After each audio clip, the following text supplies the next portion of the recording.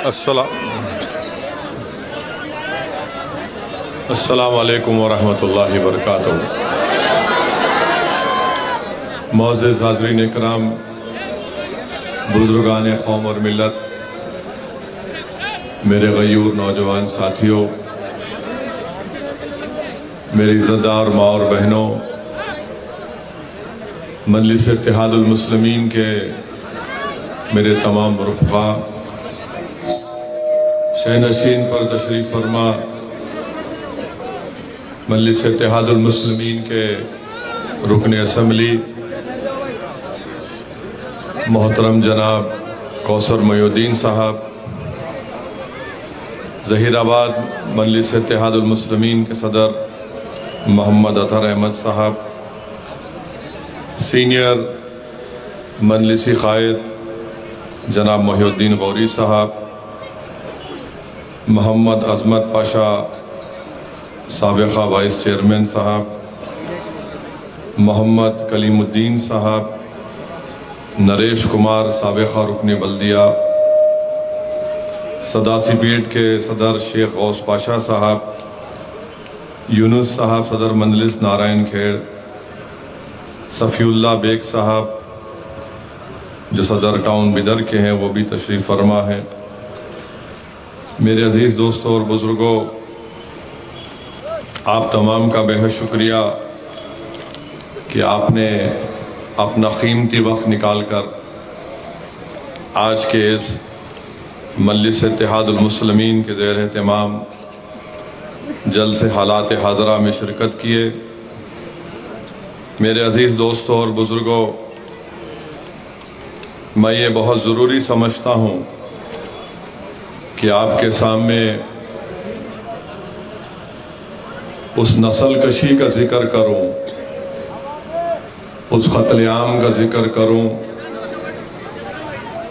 उन 7,000 लोगों की जो जानें चले गई हैं उनका जिक्र करूँ, जिसमें 2000 से ज़ायद मासूम बच्चों की मौत हुई है, जिसमें 1500 से ज़ायद ख़वातीन को मार दिया गया, जिसमें 16,000 से ज़ायद लोग ज़ख्मी हैं। आज भी हज़ारों लोग बिल्डिंग के मलबे के नीचे या तो मदद को पुकार कर मर चुके हैं, या जो जिंदा हैं वो अपनी सांस लेने में मुश्किलात महसूस कर रहे होंगे।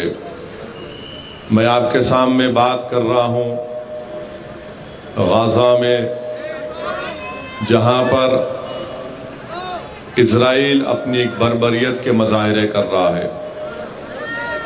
मेरे अज़ीज़ दोस्तों और बुज़ुर्गों, मजलिस इत्तेहादुल मुस्लिमीन ने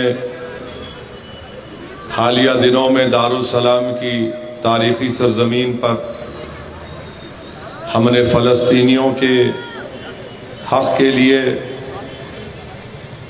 एक एहतजाजी जलसा रखा। अल्हम्दुलिल्लाह हज़ारों की तादाद में अवाम ने बिला लिहाज मज़हब मिल्लत उस जलसे में शिरकत की। मैं आज आपके सामने ज़रूरी समझता हूँ कि फ़लस्तीन की अवाम का जिक्र हम करें, और मुझे यकीन है और आपको भी मालूम है कि फ़लस्तीन की अहमियत हमारी नज़रों में, हमारी सोच और फ़िक्र में क्या है।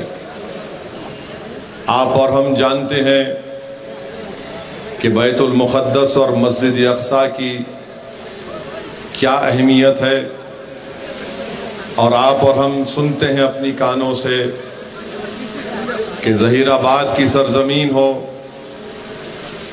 या हैदराबाद की सरज़मीन हो या भारत की सरज़मीन हो, आज हर एक की ज़बान से यही दुआ निकल रही है कि अल्लाह इन मज़लूमों की मदद फरमा दे। हर एक की ज़बान से ये दुआ निकल रही है कि परवरदिगार इन निहत्ते लोगों को तो अपने फजल और करम से बचा ले, हर फर्द की ज़बान से ये अल्फाज निकल रहे हैं कि रब्बे करीम तू जब्बार है, तुझे तेरी जब्बारियत का वास्ता कि जो आज जिनके साथ कोई ठहरने को तैयार नहीं है, अल्लाह इनको बचा ले। मेरे अजीज दोस्तों और बुजुर्गों, जो बर्बरियत फ़लस्तीनियों पर की जा रही है उसको बयान करने के लिए मैं अपनी ज़बान से अल्फाज अदा करने के लिए मुश्किल महसूस कर रहा हूं। आप अंदाज़ा लगाइए कि हम देखते हैं वीडियोस में कि एक 6 साल की बच्ची, उसके सामने उसकी माँ बाप, उसकी दादी मर जाती है, ये बच्ची बच जाती है तो उस बिल्डिंग के मलबे से एक 6-7 साल की बच्ची उठकर मम्मा मम्मा कहकर पुकारती है। एक बिल्डिंग इजराइल की एयरफोर्स ने बम गिराया, एक बाप देखता है कि मेरे फ्लैट का मलबा है, दौड़ता है, अपनी बीवी की लाश को पाता है, अपनी औलाद की लाशों को पाता है तो देखता है कि मेरी बेटी जिंदा है, उसको उठाकर भागता है। एक डॉक्टर है जो बगैर इलेक्ट्रिसिटी के, बगैर कोई चीज के ऑपरेशन कर रहा है। लोग उससे कहते हैं कि डॉक्टर साहब जरा इधर आओ, अभी एक बिल्डिंग गिरी, 10 लाशें आई हैं। वो डॉक्टर दौड़ कर क्या देखता है कि उन 10 लाशों में उसकी माँ बाप, बीवी और औलाद की लाशें हैं। एक सहाफी है जो अल जजीरा के लिए रिपोर्टिंग कर रहा है और रिपोर्टिंग करके दौड़ता है किसी मुकाम पर कि उस जगह पर इजराइल ने बम गिराए हैं। जब पहुंचता तो देखता कि अल्लाह, ये तो मेरी बिल्डिंग है। मालूम हुआ कि उसके 2 बेटे और बीवी मर चुके हैं।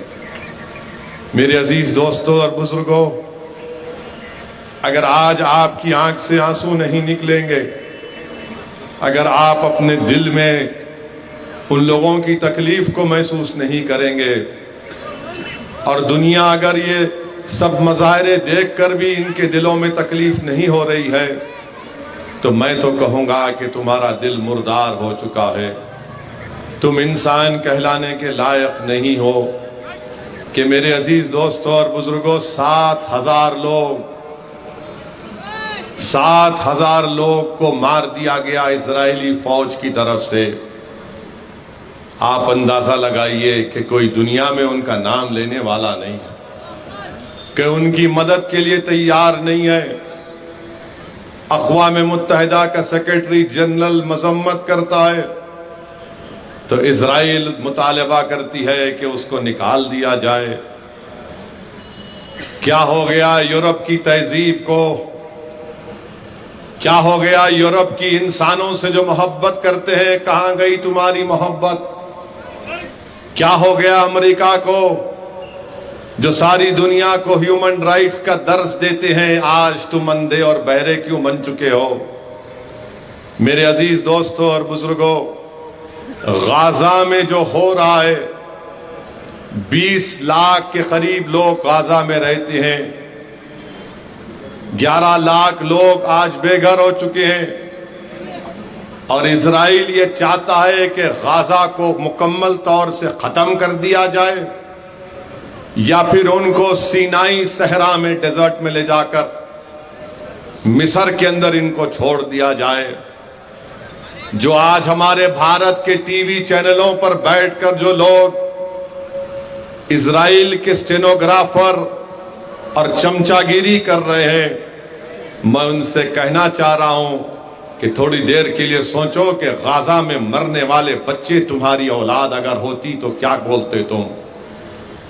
और अगर गाजा में बिल्डिंगें जो गिराई जा रही हैं, अगर तुम्हारा टीवी स्टूडियो गिर जाता तो तुमको क्या तकलीफ होती बताओ? अफसोस होता है कि जालिम का साथ दे रहे हैं और मजलूमों को जालिम करार दे रहे हैं। जिसको दबाया जा रहा है उनको कह रहे हैं कि नहीं, तुमने ऐसा किया था। अरे अगर ऐसा किया था तो जो किया उसको जवाब दो।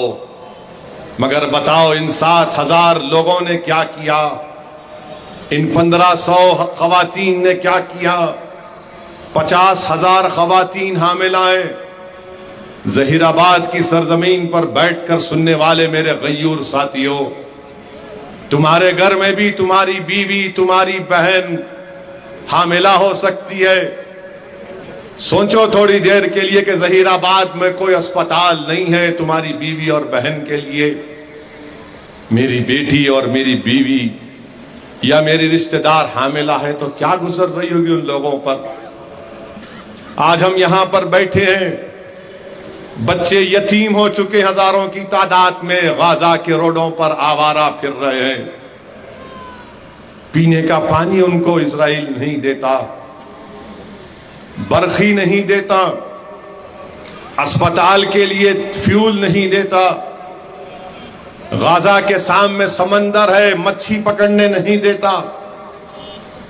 मेरे अजीज दोस्तों और बुजुर्गों, मैं ये इसलिए कह रहा हूं कि कम से कम जहीराबाद की आवाम, कम से कम मेरे वतन अजीज की आवाम ये जान सके कि गाजा में क्या हो रहा है।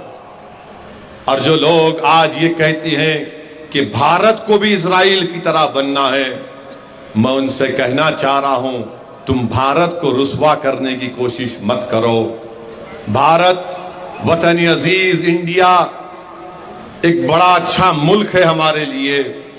तुम भारत का तकाबुल इजराइल से करके भारत की तौहीन कर रहे हो। भारत के बॉर्डर सबको मालूम, इजराइल के बॉर्डर्स किसी को नहीं मालूम। भारत में आईन है, इजराइल में अगर फिर से आवाज आई यहां पर तो आपको उठ के जाना पड़ेगा। आप मुझे देखिए, मेरी आवाज को सुनिए। भारत का आईन है, इजराइल में कोई कॉन्स्टिट्यूशन नहीं है। भारत में अकलियतों से नहीं कहा जाता कि तुम जहीराबाद की इस रोड पर नहीं चलोगे, तुम्हारी रोड मुख्तलिफ है। इजराइल में इजराइलियों के लिए रोड अलग है, फलस्तीनियों की रोड अलग है। भारत में यह तो नहीं किया जाता कि अगर मैं घर से निकलूं तो मुझे 100 चेक पॉइंट को पास करना पड़ेगा। ये गाजा के लोग 16 साल से ऐसा कर रहे हैं, इन पर जुल्म किया जा रहा है। जेल में रहना आसान है, गाजा में रहना इतना मुश्किल काम है। कम से कम जेल में कोई जाकर कैदी से मिल सकता है, जेल में उसको 3 टाइम का खाना मिलता है। मगर गाजा के लोगों को 16 साल से जुल्म उन पर किया जा रहा है। मेरे अजीज दोस्तों और बुजुर्गों, गाजा की आवाम के लिए हमको दुआ करना है। और ये लोग टीवी पर बैठकर बड़ी बड़ी बातें करते हैं, झूठे हैं ये लोग अपना जमीर बेच चुके हैं ज़ायनिस्ट लोगों को। इनमें इंसानियत नाम की कोई चीज बाकी नहीं रही। अरे तुमसे अच्छा तो वो शेर है जंगल का जो अपनी भूख के लिए किसी जानवर को मार कर खाता है। तुम तो हैवानियत के भी नजरों से नीचे गिर चुके हो, जो टीवी पर बैठकर अवाम को झूठ पे झूठ बोलते हो। क्या ये बात सच नहीं है? और बार बार पूछते कि ये 10 अक्टूबर को हुआ, उसकी मजम्मत करो। अरे क्या मसले फलस्तीन 10 अक्टूबर को शुरू हुआ? 1948 में नखबा हुआ। जब नखबा हुआ तो 7 लाख फलस्तीनियों को निकालकर फेंक दिया गया। कितने? 7 लाख। 7 लाख फलस्तीनियों को निकालकर फेंक दिया गया। वो 7 लाख या तो लेबनान में है, या उर्दून में है, या दमिश्क में है, या फिर कहीं पर मिस्र में होंगे। ये नखबा 48 में शुरू हुआ। किसने बाल्फोर डिक्लेरेशन किया? यही अंग्रेज जो भारत छोड़कर चले गए बाल्फोर डिक्लेरेशन के जरिए फलस्तीनियों की जमीन पर लाकर इन ज़ायनिस्ट लोगों को बसा दिया। फिर 67 की 6 दिन की जंग हुई, जिसमें ईस्ट जेरूसलम चला गया, गाजा चला गया, वेस्ट बैंक चला गया। उस वक्त भी 2.5-3 लाख फलस्तीनी अपने वतन से महरूम हो गए। बताओ क्या यह सच्चाई नहीं है? अरे तुम लोग तारीख को अगर तोड़ मोड़ कर झूठ पेश कर रहे हो तो सच्चाई हम बयान करेंगे।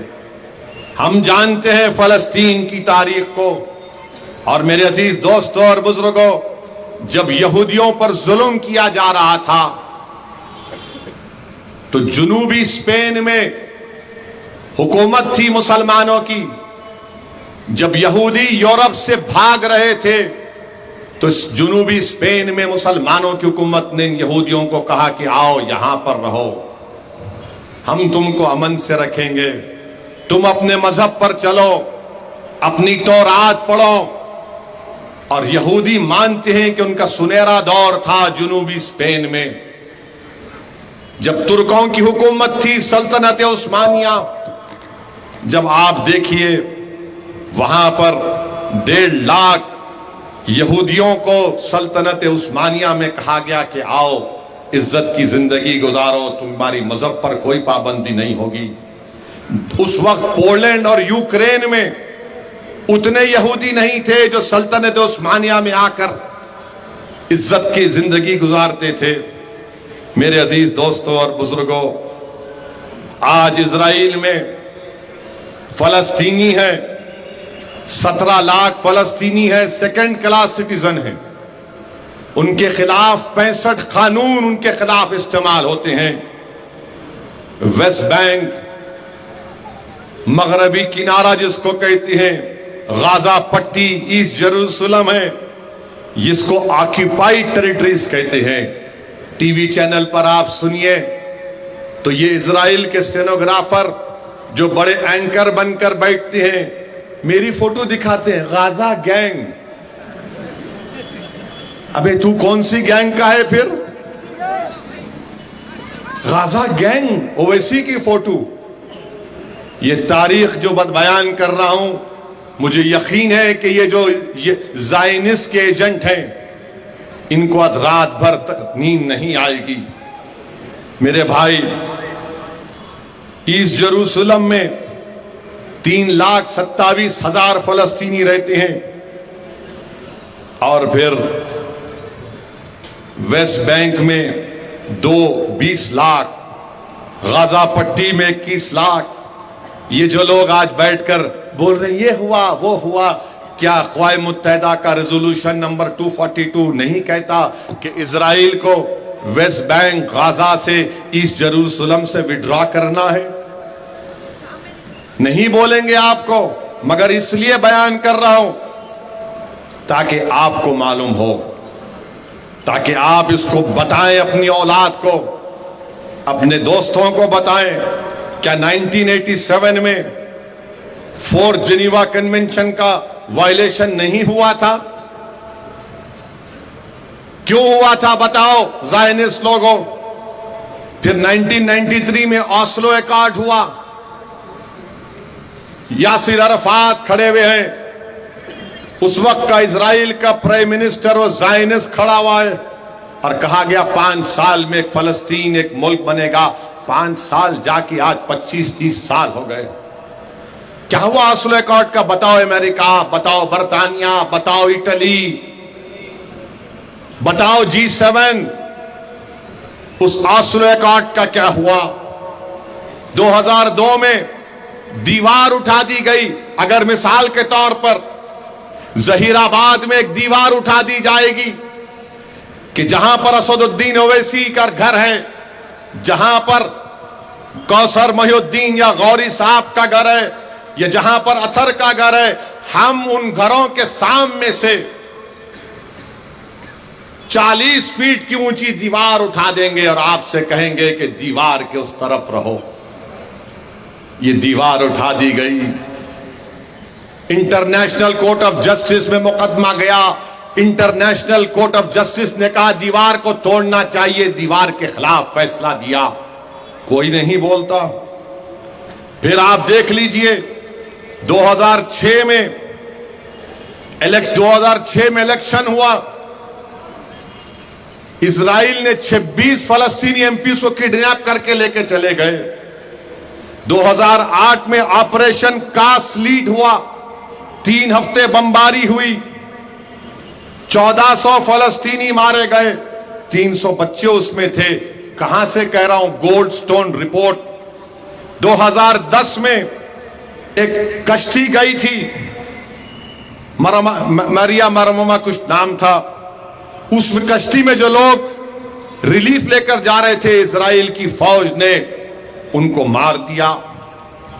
2012 में operation pillar of defence Israel ने किया, गाजा पर बमबारी की, 150 लोगों की मौत हुई। 2014 में 51 दिन तक हमला किया इजराइल ने गाजा में।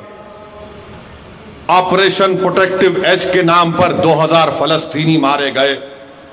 2018 में ये ट्रंप ने जेरूसलम को कह दिया कि मैं अमेरिकन एम्बेसी वहां पर बनाऊंगा, तो उससे हुआ क्या कि वो ऑक्यूपाइड टेरिटरी थी, उसको खत्म कर दिया कानून को, उनके एक तरफा ऐलान करके।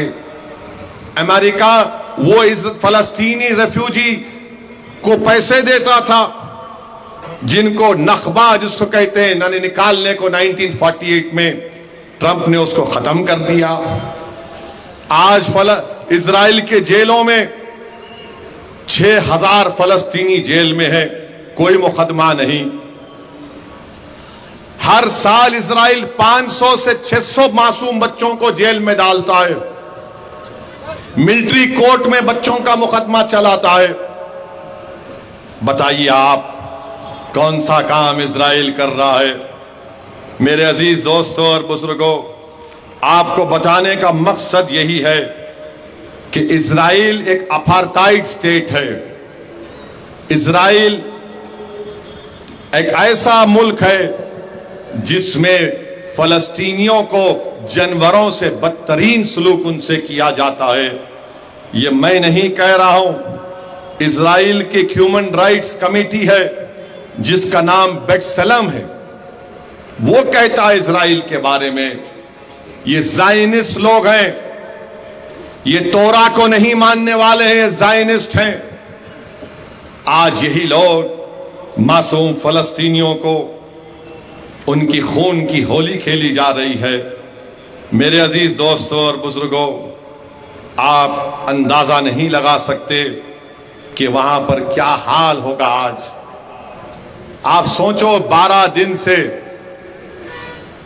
आइसिस के ऊपर 2 साल 2.5 साल आइसिस से जंग लड़ी गई।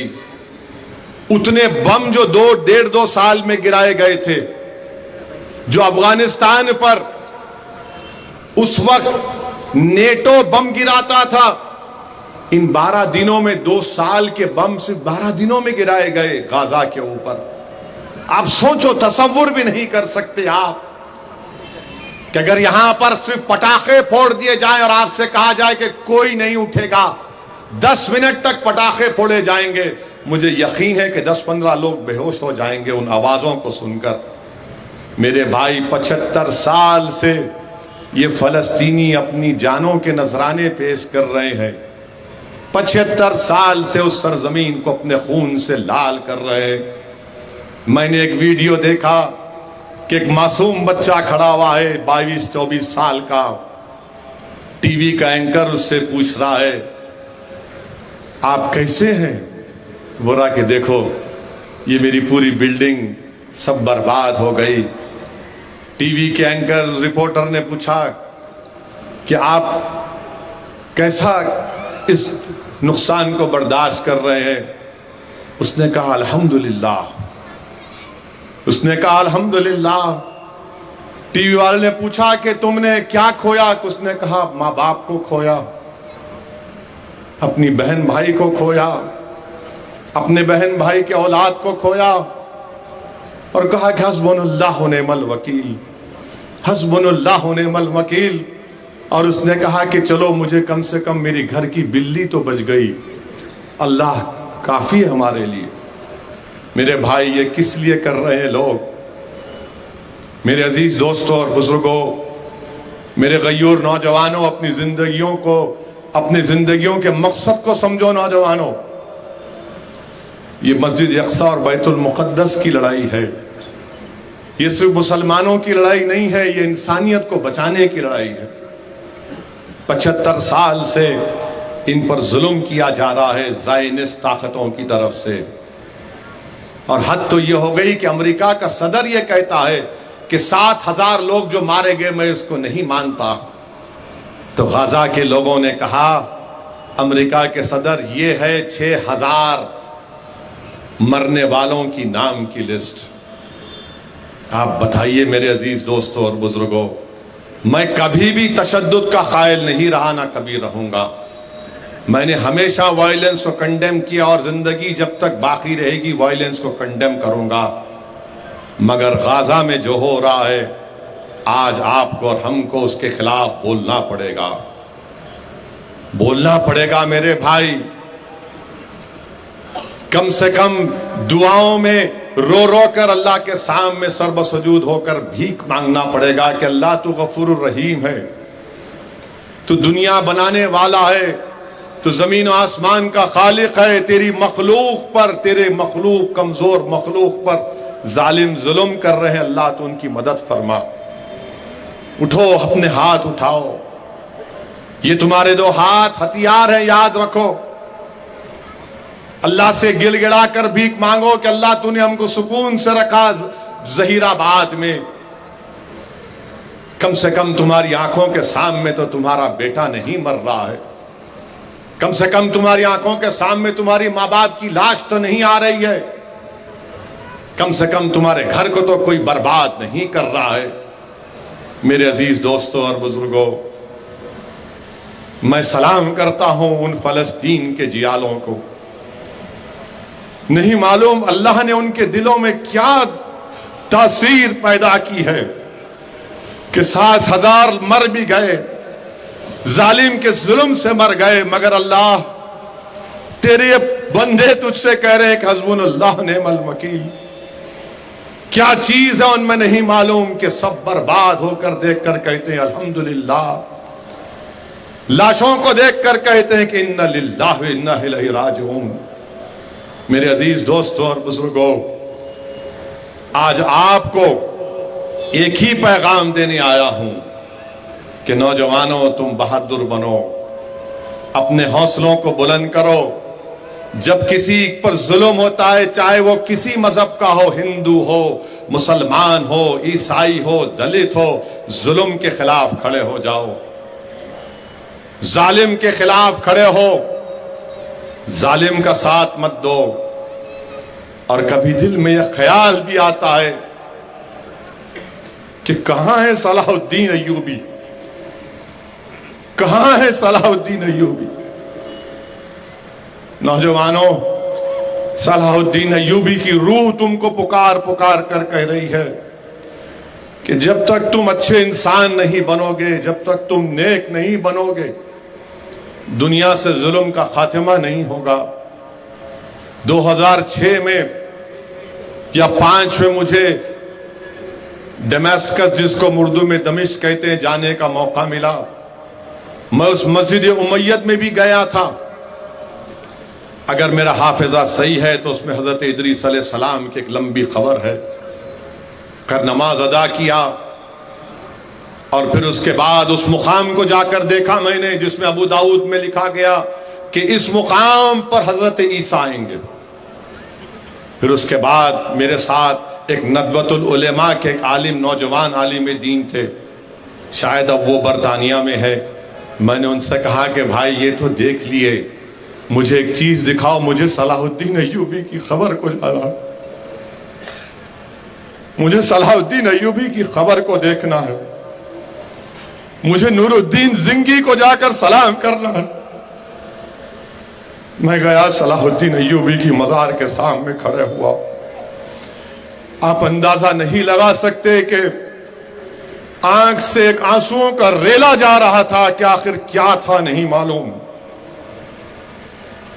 एक जियाले की खबर को देखकर मेरे रोंगटे खड़े हो गए सलाहुद्दीन अय्यूबी को याद करके क्योंकि मेरे बचपने में मेरे मरहूम वालिद मुझे सलाहुद्दीन अय्यूबी के बारे में सिखाते थे, बताते थे।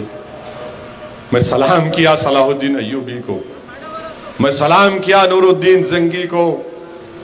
मेरी ऐसी कैफियत हो गई कि 15-20 मिनट सिर्फ खामोश खड़ा रह गया वहां पर, और मैं तसव्वुर की दुनिया में चला गया कि सलाहुद्दीन अय्यूबी ने क्या क्या कुर्बानियां दी थी। मेरे अजीज दोस्तों और बुजुर्गों, इसीलिए मैंने एक वीडियो में देखा कि एक माँ अपनी औलाद की लाशों को देखकर पुकार कर कह रही है कि अल्लाह, सलाहुद्दीन अय्यूबी आज भी जिंदा है, मेरे बेटों को मैं नजराने पेश कर रही हूं शहादत के। मेरे अजीज दोस्तों और बुजुर्गों, हमको दुआओं के जरिए इन जालिमों के लिए, इनकी बर्बादी के लिए हमको अल्लाह से दुआ करना है, इन कमजोरों के लिए अल्लाह से दुआ करना है। और मुझे यकीन है कि आज भी अहले दिल है, मुझे यकीन है कि आज भी अल्लाह के वली इस दुनिया में है। मेरा कामिल यकीन है कि अल्लाह का कुतुब भी है, अब्दाल भी है, औताद भी है।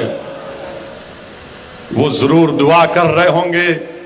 मेरी उनसे भी दुआ है कि आप अल्लाह के चहीते बंदे हैं, इन लोगों के लिए दुआ करिए। मेरे अजीज दोस्तों और बुजुर्गों, जब हिसाब किताब का दिन होगा तो इसी जगह पर होगा, हशर का मैदान। तो कम से कम आप और हम खड़े होकर कह सकेंगे कि अल्लाह, हम तो जहीराबाद में थे मगर हमने रो रो कर तुझसे दुआएं की, हमने मरने वालों की तकलीफ को, अपनी तकलीफ को महसूस किया। अल्लाह, हमने उन बच्चों की लाशों को देखकर, उन खवातीन की लाशों को देखकर ये समझा कि हमने भी खोया है। तो मेरे अजीज दोस्तों और बुजुर्गों, मैं ये जरूरी समझता हूं कि मैं कुछ कहूं, क्योंकि असदुद्दीन ओवैसी से भी पूछा जाएगा कि बताओ, तुमको ये सब चीज नेमतें दी गई, तुमने कम से कम अपनी जबान से कुछ बोल देते, तुम कम से कम जबान से ये जालिम इजराइल के खिलाफ बोल देते। मैं हमेशा इन जालिमों के खिलाफ बोलता रहा और बोलता रहूंगा। मुझे यकीन है कि अल्लाह सुब्हानहू तआला इन जालिमों को शिकस्त देगा। मुझे यकीन है कि अल्लाह फलस्तीनियों को कामयाब करेगा। मुझे यकीन है कि नदी से समंदर तक फलस्तीन का मुल्क बनेगा। मुझे यकीन है कि जो आज गाजर मूली की तरह काटे जा रहे हैं, अल्लाह इनके सरों पर इज्जत का ताज रखेगा इंशाअल्लाह ताला। मुझे यकीन है कि अल्लाह इन मासूम बच्चों की शहादत को रायगा जाने नहीं देगा। मुझे यकीन है कि इन मरने वाले बच्चों की औलाद इंशाअल्लाह ताला फलस्तीन को आजाद करेगी। जो कौम, जिन लोगों के पास दौलत नहीं होती, ताकत नहीं होती, वो अटूट परवरदिगार पर भरोसा करते हैं। मेरे अजीज दोस्तों और बुजुर्गों, सबक लो।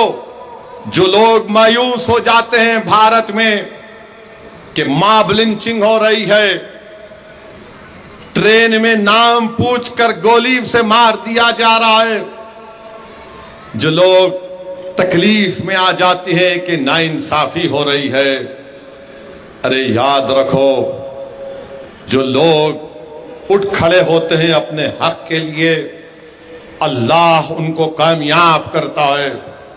जो लोग जालिम के जुल्म से नहीं डरते और सीना तान कर खड़े हो जाते हैं, वही उनको अल्लाह इज्जतों से नवाजता है। मेरे अजीज दोस्तों और बुजुर्गों, हम तो हमारे मुल्क के वजीर आजम से भी फिर से कहेंगे कि वजीर आजम, आप G20 के अभी भी प्रेसिडेंट हैं, रुकाइए, सीज फायर करवाइए। अगर गाजा में यह आग भड़क जाएगी तो पूरा इलाके में एक अनसर्टेनिटी की कैफियत पैदा हो जाएगी। और जो लोग ये समझ रहे हैं कि बड़े बड़े ममालिक उनके साथ नहीं हैं, जो 75 साल से खत्म नहीं हुए, सुनो इजराइलियों, सुनो ज़ायनिस्ट के चाहने वालों, तुमने 75 साल से 1.5 लाख से ज्यादा लोगों को कत्ल कर दिया। मगर उनका जज्बा तुम खत्म नहीं कर सके। तुमने एक नहीं कई मर्तबा उनके घरों को बर्बाद कर दिया, मगर उनके हौसलों में पस्ती नहीं आई। तुमने एक मां से उसके बेटे को छीन लिया, तुमने एक बाप से उसकी औलाद को महरूम कर दिया, तुमने हजारों बच्चों को यतीम कर दिया, तुमने हजारों को जेल में डाल दिया, मगर आज भी वो लड़ रहे हैं। तो सुनो ज़ायनिस्ट के मानने वालों, ये 75 साल से लड़ रहे हैं और सुबह क़यामत तक लड़ते रहेंगे इंशाअल्लाह ताला। सुबह क़यामत तक लड़ते रहेंगे, उस वक्त तक लड़ते रहेंगे जब तक उस मस्जिद उमैयत के सामने हजरत ईसा नहीं आ जाएंगे। हम लड़ेंगे, मरेंगे, क्योंकि हक की सरबुलंदी के लिए, जालिम के जुल्म को रोकने के लिए अगर जान के अजीम नजराने भी पेश करना पड़ा तो हम पुकार पुकार कर कहेंगे अल्लाह हक तो ये है कि हक अदा ना हो सका। दुनिया के जालिमों, तुम अगर ये समझते हो कि मॉब लिंचिंग के जरिए हमारे हौसले पस्त हो जाएंगे, दुनिया के जालिमों, दुनिया के हैवानों, तुम अगर ट्रेन के कंपार्टमेंट में नाम पूछकर अगर तुम कत्ल करते हो तो तुमने अपनी बर्बरियत को दिखाया, अपनी शैतानियत को दिखाया, मगर तुमने हमारे हौसलों को कमजोर होने से नहीं रोक सकते। हमारे हौसले मजबूत थे और मजबूत रहेंगे। ये जान अल्लाह की दी हुई है, जब तक अल्लाह चाहेगा हमको जिंदा रखेगा। जिस दिन अल्लाह का हुक्म आएगा हमारी जिस्मों से रूहों को निकाल लिया जाएगा। मगर खबरदार, तुम जालिम के जुल्म से डरना नहीं, तुम कभी मायूस नहीं होना, तुम कभी मायूस नहीं होना। तुम देखना, तुम सरकुरू होगे इंशाअल्लाह ताला। तुम देखोगे कि तुम ही कामयाब होगे, तुम देखोगे कि तुम ही गालिब होगे। आज हमारे आंखों में आंसू हैं, हम तकलीफ दे हैं, तकलीफ में हैं, मगर अजीज दोस्तों और बुजुर्गों, तारीख गवाह है कि अल्लाह ने हमेशा कमजोरों को ताकत दी, अल्लाह ने हमेशा कमजोरों को इख्तिदार दिया। अल्लाह इंशाअल्लाह ताला इस जुल्म का खात्मा करेगा। जो लोग, बड़े बड़े ममालिक के बड़े बड़े लोग आज सिर्फ जबान से तनकीद कर रहे हैं, तुम कुछ भी मत करो या करो, तुम करोगे तो तुम्हारी बका रहेगी, तुम नहीं करोगे तो अल्लाह तुम्हारा हिसाब करेगा। क्योंकि अल्लाह पूछेगा उस दिन कि मेरा बंदा भूखा था, पानी नहीं था, दवाएं नहीं थी, तुमने क्या किया? तुम्हारे पास सब कुछ था, तुम तैयार हो जाओ उस दिन के लिए। मेरे अजीज दोस्तों और बुजुर्गों, ये गाजा के लोगों की दास्तान बयान करना बहुत जरूरी है। और फिर आप देखते हैं कि मजलिस इत्तेहादुल मुस्लिमीन, हमारे भारत में भी बहुत से इजरायली हैं, बहुत से इजरायली है, बहुत से ज़ायनिस्ट हैं। अब मालूम हुआ कि जहीराबाद में भी आ गए।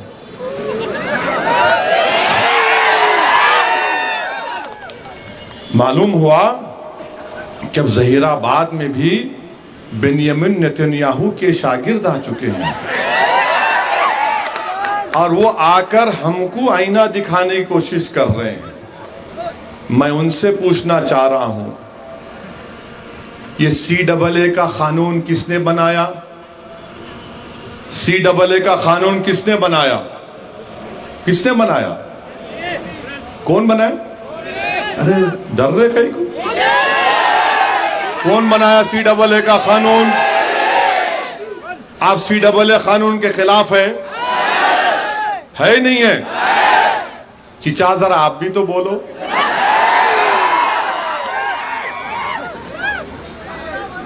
बीजेपी बनाई। ट्रिपल तलाक का कानून कौन बनाए? ट्रिपल तलाक का कानून कौन बनाए? UAPA का कानून कौन बनाए?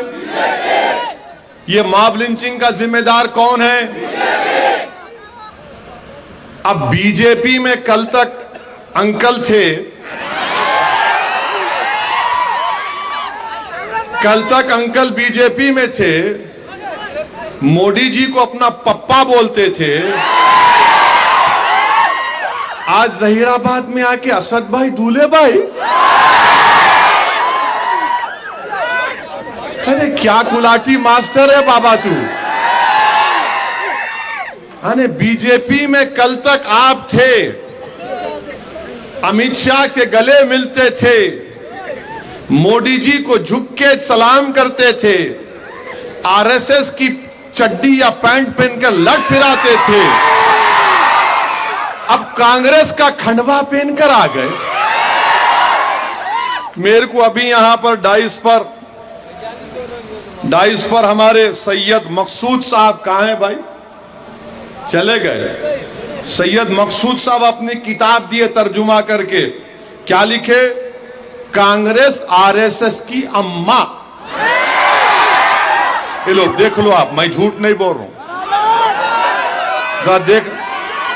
जरा इसको टीवी पे ले लो, जरा वीडियो पे ले लो और अपने व्हाट्सएप ग्रुप में डालो, कांग्रेस आरएसएस की मां। अच्छा, हैरत की बात सुन, हैरत की बात यह है, इन्हों बीजेपी से कांग्रेस में आए, भागा रेड्डी साहब के बेटे बीजेपी में चले गए, उन्हें मनुगुरु से इलेक्शन लड़ा बीजेपी से।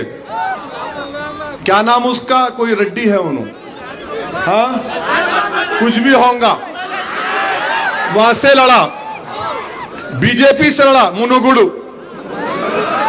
मैं गलत बोल रहा हूं तो माफ कर देना, होना बोल के बोल रहा हूं। मनुगुरु से लड़े इलेक्शन, मामू से हार गए, तो जैसा वहां हारे कांग्रेस में आ गए। ये कांग्रेस के आजकल वॉशिंग मशीन बनी हुई है। फिर बोलते शेरवानी वाले आ गए। अरे शेरवानी वाले इधर उधर नहीं जाते, एक ही रास्ते पे रहते, सिराते मुस्तकीम पे रहते। ये समझ में नहीं आ रहा मेरे को। वहां पे बीजेपी में थे, अचानक क्या, मेरे को लगता है कि अमित शाह बोले होंगे, प्यारे इधर चले जा,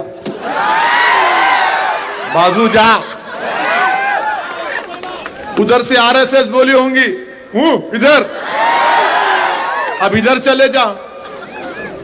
और फिर आप हमारे को ही ना दिखा रहे, ओ वैसी ये।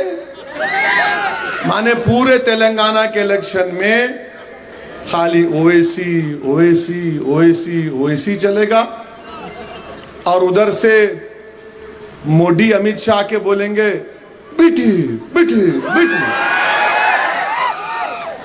अरे कोई तेलंगाना में कोई मुद्दा नहीं है सिवाय बी टीम और ओवैसी के। अमित शाह आते कि बोलते इनके हाथ में स्टीयरिंग, वो उनका कांग्रेस का लीडर है, माशाल्लाह से 50 साल के हो गए अभी। उन्होंने बोलते ओवैसी मिलावा है, और ओवैसी आसाम में इलेक्शन लड़ते हैं। अरे राहुल गांधी, मैं आसाम में आज तक इलेक्शन नहीं लड़ा, अब इन्हों बोल रहे तो अब दिमाग में बात पैदा हुई, अब तो जाना ही पड़ेगा आसाम।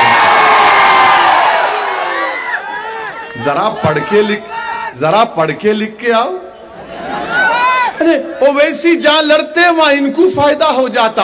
अमेठी क्या मेरी रू जाके लड़े थी, तुम हार गए सो। अमेठी कैसा हार गए आप, वो नहीं बोलते। 185 लोकसभा सीट पर सिर्फ कांग्रेस बीजेपी का मुकाबला हुआ, माने इजराइल और इजराइल का मुकाबला हुआ। 185, आज से दोनों का नाम क्या रख देंगे? हाँ, इजराइल। तो 185 सीट पर कांग्रेस और बीजेपी का मुकाबला। कितने जीती कांग्रेस? 16। 2019 में चेक कर लो आप, मैं झूठ नहीं बोल रहा। 16 जीते, और इत्तेफाक की बात यह है कि मैं नहीं था दूल्हे भाई वहां पर। 16 जीते। अब वो कैसा हार गए आप? कैसा हार गए बोलो आप? अरे नहीं ओवैसी, अरे बाबू जमहूरियत है, मैं इलेक्शन लड़ूंगा नहीं लड़ूंगा, जहां नहीं लड़ूंगा वहां बोलूंगा मामू का साथ दो, जहां लड़ूंगा बोलूंगा पतंग पिलाओ आसमानों पर। तो अब मालूम जहीराबाद और मुनुगुडू से बात मालूम हो गई कि बीजेपी और कांग्रेस दोनों औले जौले भाइयां हैं। जैसा कि किताब में तर्जुमा किए मकसूद साहब, कांग्रेस आरएसएस की मां, तो ये वो है। अरे अजीब बात है, आप जिंदगी गुजार दिए आरएसएस में बीजेपी में, और आप यहां पे आ गए पैराशूट से उतर के वखाराबाद से यहां आ गए, असद ऐसा करे वो करे ये करे। अरे बाबू कांग्रेस वालों, ये मेरी दरियाफ्ती की उम्र नहीं है, मेरे को बेटा है 14 साल का। आप अपनी दरियाफ्ती कर लो ना, अकेले है तुम दोनों अकेले हो, कुछ तो कर लो, मेरे पीछे कहीं को पड़े हुए। मेरे अजीज दोस्तों और बुजुर्गों, मेरी आपसे गुजारिश है कि आप उत्तर प्रदेश में देखिए, उत्तर प्रदेश में वहां योगी की हुकूमत है, वहां पर जो नेपाल के बॉर्डर पर कई मदरसे हैं, उन मदरसों को बीजेपी की सरकार शक की निगाह से देख रही। सबका साथ सबका विकास विश्वास क्या हुआ?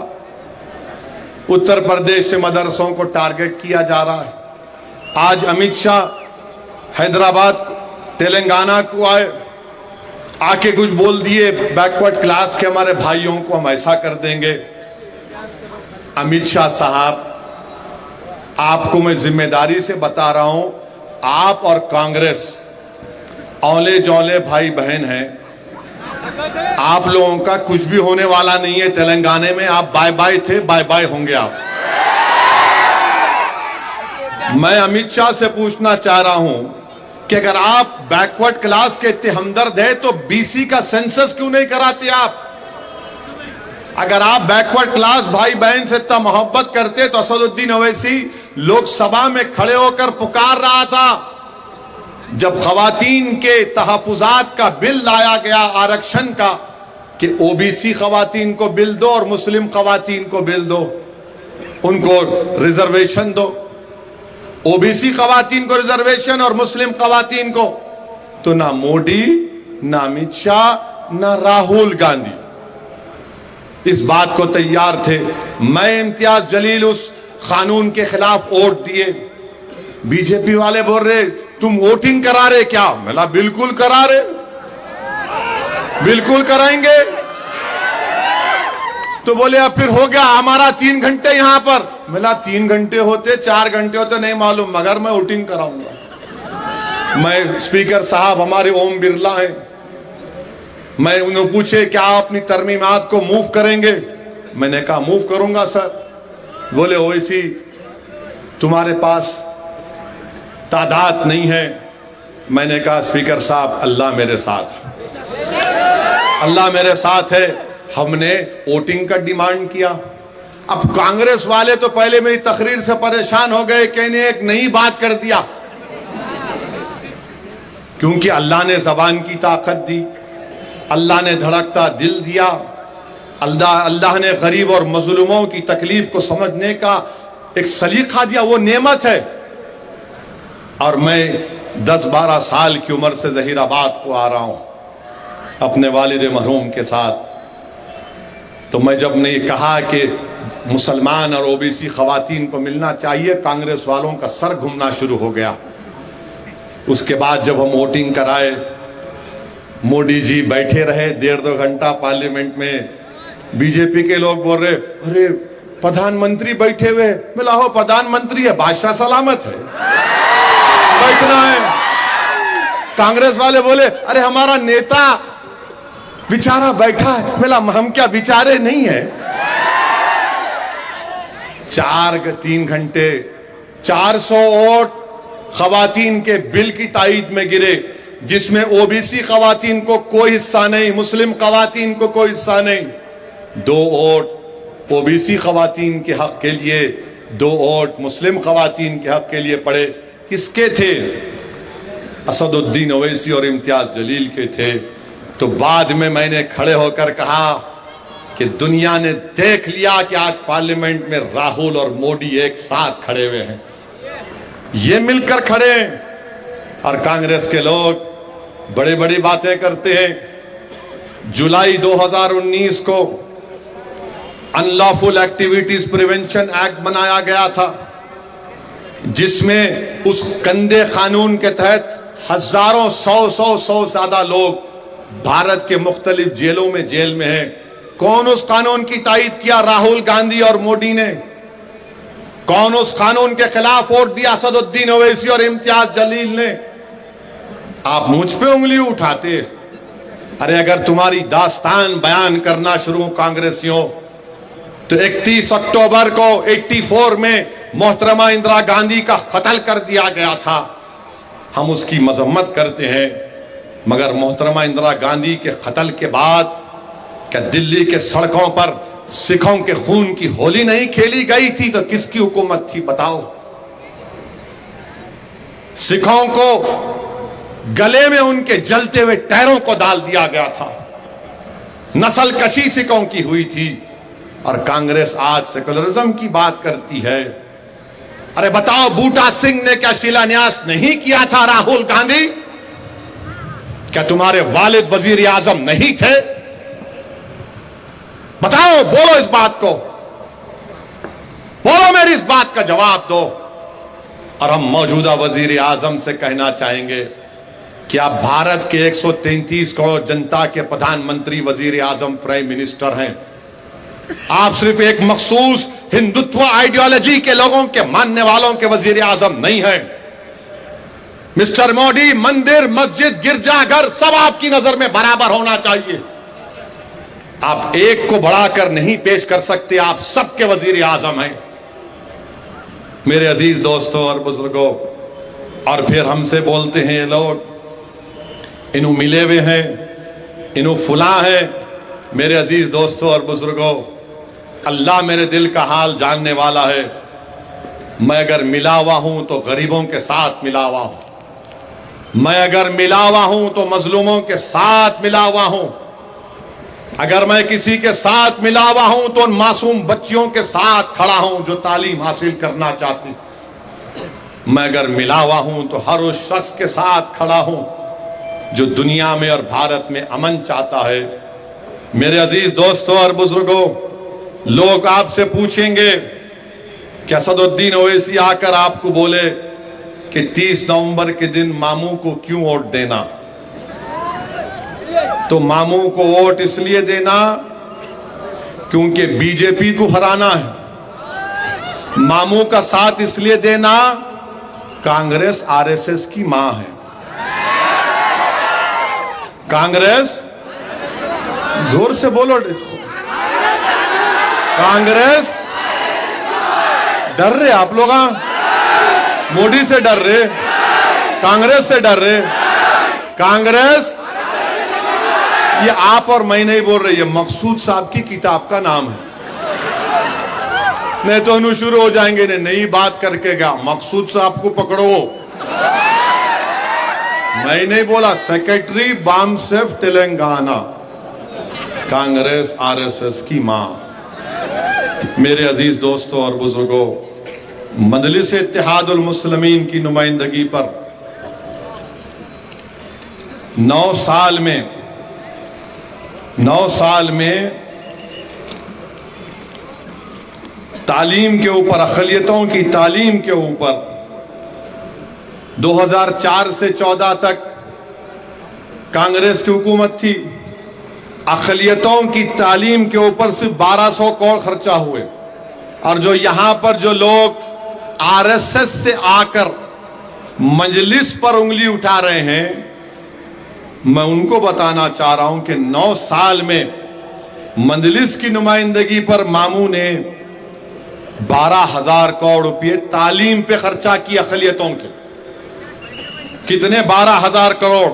और ये जो कांग्रेस के जो सदर हैं ना तेलंगाना के, इन्हों भी आरएसएस से आए। अब याद आया, बोलना भूल गया। उन्हों भी आरएसएस से, इधर उन्हों थे। फिर क्या करे, मैं देखा उनको 1999 में मरहूम सैयद सज्जाद एमएलए होते थे, उनके इलेक्शन में किशन रेड्डी लड़े थे। किशन रेड्डी अब जो सदर है बीजेपी के, उन्होंने पहला इलेक्शन मंडली से टकराए, हार गए। उनके साथ इन्हों थे मौजूदा इनके पीसीसी के सदर। गुड्डी मलकापुर की मार्केट में देखा मैं इनको, खैरताबाद के बल्दिया के ऑफिस में देखा। और मैं जिसको देख लेता हूं, जिसको पढ़ लेता हूं, अल्लाह उसके हबीब के सदक़े में मुझे थोड़ा मेमोरी दी, मैं भूलता नहीं। इन्हों वहां से ही आए, बीजेपी से थे, फिर आरएसएस बोली साइकिल पे बैठ जाओ। साइकिल पे बैठे, साइकिल का डुबा दिए, फारक तोड़ दिए, साइकिल को पंक्चर करे। बाद में आरएसएस बोली देख साइकिल का तो तू काम कर दिया, अब तू जरा पंजे को पकड़ ले। तो आरएसएस तेलंगाना में पंजे को पकड़ी हुई है, मैं मजाक नहीं कर रहा हूं। ये आदमी आरएसएस से आया हुआ है, इसलिए इसने कहा था कि अगर हमारी हुकूमत आएगी तो हम हर कॉन्स्टिट्यूंसी में एक मंदिर बनाएंगे। आप उठाकर देख लो, हजरत गूगल पर जाओ, बोले उन मैं नहीं, आप देखो जाकर। तो अब आप देखो, ये मजलिस की नुमाइंदगी पर 9 साल में तालीम के ऊपर 12,000 करोड़ रुपए, और यहां पर मजलिस की नुमाइंदगी पर टिम्बरिस के स्कूल जो अब जूनियर कॉलेज में तब्दील हो गए, कितने बच्चे पढ़ रहे मुस्लिम अक़लियत के, आपको अंदाजा भी नहीं होगा। अगर आपको है तो मैं बताता हूं, 2,10,000 बच्चे और बच्चियां स्कूल में पढ़ रहे हैं। 6 से 12 तक फ्री। अब तक 80,000 पढ़ के निकल गए, 80,000 पढ़ के निकल गए। फिर ये शादी मुबारक की स्कीम है, 2,225 लोगों को, 2,225 को खर्चा हुए 26,931 लोगों को क्या हुआ, शादी मुबारक का चेक मिला। कल्याण लक्ष्मी स्कीम भी है। तो ऐसे ओवरसीज स्कॉलरशिप है, प्री मैट्रिक स्कॉलरशिप है, पोस्ट मैट्रिक में है। तो ये सब जो है मेरे भाई, मजलिस से इत्तेहादुल मुस्लिमीन की मजबूती से मिला। और एक बात याद रखिए कि इलाकाई पार्टी जहां पे रहेंगी, जहां पे रीजनल पार्टी रहेंगी, वहां पे आपकी अहमियत रहेगी। अगर ये दोनों आगे औले जौले, ये दोनों आ गए, तो फिर आपका कोई पूछने वाला नहीं। आज क्यों आ रहे आपके पास सब? एक इलाकाई पार्टी है, तीसरा प्लेयर है। ये अगर खेल खाली 2 लोग खेलेंगे तो फुटबॉल हमको बना देंगे, तो 3 रहेंगे तो तीनों लड़ेंगे, आप बैठकर देखते रहना। अच्छा, फिर जो उसके बाद जो अपना अच्छा करता 4.5 साल हम उसके साथ खड़े होंगे। 2 खेलेंगे तो हमको फुटबॉल बना देते, 3 रहेंगे तो मामला अच्छा रहता। आप देखो मेरी बात को, 2 से मजा नहीं है 3 रहना। मैं ये नहीं बोल रहा हूं कि 3 शादी करो, मैं ये बोल रहा हूं 3 खिलाड़ी रहना, 3 पॉलिटिकल पार्टी रहना। और मजलिस इत्तेहादुल मुस्लिमीन चौथा प्लेयर है इसमें। मजलिस चौथा प्लेयर है। पावर प्ले में आके पावर प्ले समझे ना, अब पावर प्ले शुरू हुआ हमारे, तो पावर अपने हाथ में रहना। 2 में रहे तो आप पावरलेस रहते, 3 रहे तो पावर। समझे हमारी बात को। कर्नाटका में 3 नहीं थे, तेलंगाना में 3 है और चौथा पावर मजलिस है। समझे ना आप मेरी बात को। तो इस वास्ते 20 तारीख के दिन 30 तारीख के दिन यहां पे मामू का साथ दो। मैं मानता हूं इस बात को कि काम होना है। मैं जहीराबाद की आवाम से वादा करके जा रहा हूं कि जो आपके काम ज़ेरे तकमील हैं, इंशाअल्लाह ताला उन पूरे कामों को मैं करवाऊंगा मेरी जिम्मेदारी पर, और इलेक्शन में कामयाबी मिलेगी मामू को। मुझे यकीन है कि मामू तीसरी मर्तबा वजीर आला बनेंगे और इंशाअल्लाह ताला हम कांग्रेस, ये मकसूद साहब लिखे, उन्होंने भी सोच रहे होंगे क्यों लाके दिया इसको, मैं किताब ये मैं बैठ के दुआ करके सोच रहा था अल्लाह क्या बोलूं, अचानक उन्होंने लाके दिया। मेरा ओहो अल्लाह, ये तो गुलाब जामुन है ये तो। खैर मेरे अजीज दोस्तों और बुजुर्गों, यहाँ पर हमारे सदर साहब ने डीएड उर्दू मीडियम कॉलेज के लिए कहा। मुझे यकीन है कि इंशाअल्लाह ताला वो ज़रूर बनेगा। बहुत से बल्दी मसाइल हैं, इंशाअल्लाह ताला उसको ज़रूर हल किया जाएगा। बीजेपी तेलंगाना में एक ही चीज़ चाहती है कि यहाँ पर कोएलिशन गवर्नमेंट बने। वो मत होने दो आप। वोट डालना आपका इख्तियार है, मगर कभी कोएलिशन बनने मत दो। आप मामू को ताकत के साथ कामयाब करिए, और मैं आपसे वादा कर रहा हूं कि मैं मामू को यहां लेके आता हूं, यहां लेके आता हूं। खुरेश गली से शुरू करेंगे अपन इंशाअल्लाह, खुरेश गली से शुरू करेंगे। अब इन्हों विकाराबाद से इन्हों वहीं जाने वाले हैं, वहीं जाते हो। उन्होंने क्या समझ लिया यहाँ की लाल मट्टी वहां की लाल मट्टी एक है। तुम विकाराबाद से बीजेपी से यहाँ पे आए, यहाँ की आवाम बाशऊर है, बाखबर है, और मुझे अफसोस इस बात का हो रहा है कि जो शख्स दुनिया में नहीं है, फरीद साहब को भी ऐल फैल बोल रहे हैं। अरे कम से कम मरने वाले को तो मत बोलो ऐसा। वो फरीद कुछ भी चाहूंगा मगर जहीराबाद का नुमाइंदा था। वो फरीद कुछ भी चाहूंगा मगर उसके दिल में धड़कता हुआ दिल था। फरीद के मुंह में जबान नहीं थी मगर फरीद तड़पने वाला था। एक दूसरी पार्टी में थे फरीद, मगर मैं, मेरे साथ एमएलए भी थे, मैं इज्जत करता हूं। देखो आप कितनी गंदगी है कि आज जो दुनिया में नहीं है आप उसको तो गाली दे रहे हैं। खैर कोई बात नहीं, 30 नवंबर को इंशाअल्लाह ताला सब आवाम अपना फैसला देगी। मेरे अजीज दोस्तों और बुजुर्गों, मेरी आपसे दुआ, आपसे गुजारिश है कि मेरे वास्ते भी दुआ करो। मैं भी आपका गुलाम हूं, मैं भी आपका खादिम हूं। पूरे मेरे पीछे पड़ गए, मोदी, अमित शाह, राहुल, पूरे ऐसा दिख रहा पूरा झुंड का झुंड मेरे पीछे पड़ा हुआ। और सब क्या कर रहे वहां के ओ बोल रहे, और मैं क्या कर रहा हूं, मैं खड़ा हुआ हूं सीना तान के। आओ, खाली लुंगी उठा के डराने के दिन चले गए आप, हो गया, अब टाइम नहीं है। अब वो भारत मेरा है, मेरा ही रहेगा। तुम मेरे घर पे आके दस्तक मारते, अच्छी बात है। अब ये आवाम फैसला करेगी। आप मंजलिस की कामयाबी के लिए भी दुआ करिए। जहां से हमारे उम्मीदवार रहेंगे वहां पतंग को पिलाना, जहां नहीं रहेंगे मामू को समझाना, मामू को कामयाब करना। तो क्या मैं उम्मीद करूंगा कि आप लोग जहीराबाद में जहां से मंजलिस नहीं होंगी मामू का साथ देंगे। अरे जरा हाथ उठा कर बोलो। अरे वहां से नहीं उठ रहे हाथ, डर रहे क्या? पूरे हाथ उठा के बोलो। पूरे जहीराबाद में सिर्फ इंशाअल्लाह ताला ना कोई आरएसएस, ना कोई कांग्रेस, ना कोई बीजेपी। क्यों नहीं? क्योंकि कांग्रेस बस।